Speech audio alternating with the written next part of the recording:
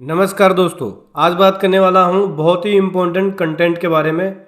दोस्तों, जब आप इलेक्ट्रिक गुड्स या आईटी गुड्स को इंपोर्ट करते हो इंडिया में, तो उस केस में आपको बीआईएस रजिस्ट्रेशन लेना पड़ता है और सैम्पलिंग प्रोसेस से, उसके टेस्ट रिपोर्ट के प्रोसेस से भी गुजरना पड़ता है। हाँ जी दोस्तों, आज बात करने वाला हूँ मैं इस नोटिफिकेशन के बारे में जो कि बीआईएस के रजिस्ट्रेशन के बारे में बोलता है कि कंपलसरी रजिस्ट्रेशन लेना होगा जब आप इंडिया में गुड्स को इंपोर्ट करोगे, इलेक्ट्रिक गुड्स या आईटी गुड्स को। ये दे सकते हैं जो कि इंपोर्ट ऑफ गुड्स की पॉलिसी के बारे में बोलते हैं कि इलेक्ट्रिक गुड्स या आईटी गुड्स को इंपोर्ट किया जाएगा, तो उस केस में रजिस्ट्रेशन कंपलसरी होगा। किसका रजिस्ट्रेशन? बीआईएस का, ब्यूरो ऑफ इंडियन स्टैंडर्ड का आपको रजिस्ट्रेशन लेना होगा। ठीक है, अगर आप इंपोर्ट करते हो इलेक्ट्रिक गुड्स या आईटी गुड्स, उस केस में बीआईएस का रजिस्ट्रेशन होता है। बिना बीआईएस रजिस्ट्रेशन के आप इलेक्ट्रिक गुड्स या आईटी गुड्स को इंपोर्ट नहीं करा पाओगे। कस्टम के अंदर आप प्रॉब्लम आएगी क्योंकि कस्टम ऑफिसर आपके बीआईएस रजिस्ट्रेशन को चेकिंग करेगा, साथ ही साथ जो सैंपल होंगे उसकी टेस्टिंग रिपोर्ट को भी चेक करेगा।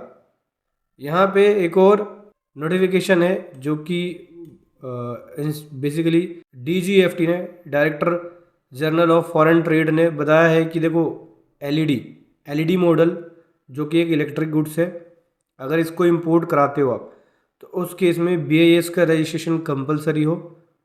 ठीक है, मतलब बीआईएस के रजिस्ट्रेशन चाहिए ही चाहिए, साथ ही साथ उसके सैम्पलिंग मेथड को भी फॉलो करना पड़ेगा। सैंपल की टेस्ट रिपोर्ट जो कि एक बीआईएस रिकॉग्नाइज लैब के द्वारा हो, ठीक है, उसकी रिपोर्ट दिखाएंगे और बीआईएस का रजिस्ट्रेशन दिखाएंगे कस्टम ऑफिसर को, तभी आप इंपोर्ट करा सकते हैं गुड्स को।